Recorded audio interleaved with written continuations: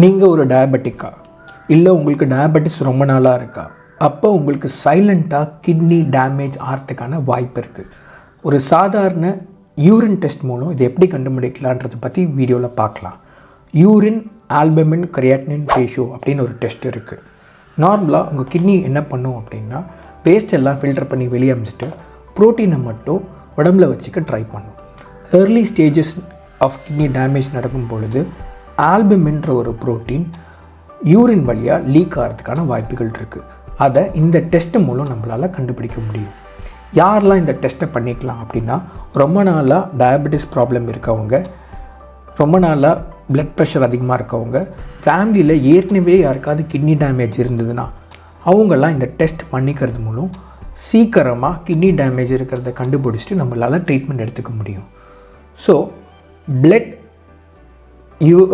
Creatinine levels அப்புறம் இந்த urine ஆல்புமினுக்கும் என்ன வித்தியாசம்? இந்த கிரியேட்டினின் லெவல்ன்றது நம்ம ஓவராலாக கிட்னியோட ஃபங்க்ஷன்ஸ் என்னன்றது சொல்லும். ஏர்லி ஸ்டேஜஸில் இந்த கிரியேட்டினின் நார்மலாக இருக்கிறதுக்கான வாய்ப்புகள் ஜாஸ்தி இருக்குது. ஸோ நம்ம கிரியேட்டினின் ஜாஸ்தி ஆகும் பொழுது ஆல்மோஸ்ட் பாதிக்கு மேலே கிட்னி டேமேஜ் ஏற்கனவே ஆகிருக்கலாம்.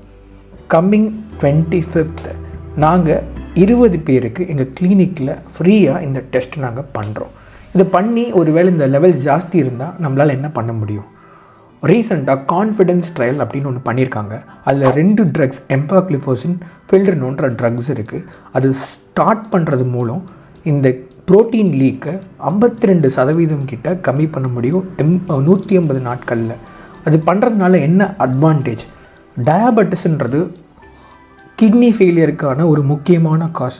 பாதி பேர் டயபெட்டிஸ் கண்ட்ரோல் இல்லாமல் போய் கிட்னி டேமேஜ் ஆகி டயாலிசிஸ் இல்லாத கிட்னி டிரான்ஸ்பிளான்ட் போகிறதுக்கு வாய்ப்புகள் ஜாஸ்தி.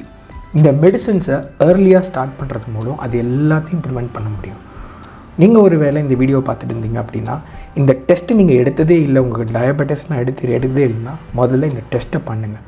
பண்ணிவிட்டு உங்களோட MD ஜெனரல் மெடிசன் டாக்டர் இல்லை கிட்னி ஸ்பெஷலிஸ்ட் நெஃப்ராலஜிஸ்ட்டை போய் பாருங்கள். பார்த்து ஒரு ஒப்பீனியன் எடுத்துக்கோங்க. இந்த வீடியோ யூஸ்ஃபுல்லாக இருந்துச்சுன்னா உங்களுக்கு தெரிஞ்ச ஒரு டயபெட்டிக் பேஷண்ட்டுக்கு இதை ஷேர் பண்ணுங்கள். தேங்க்யூ.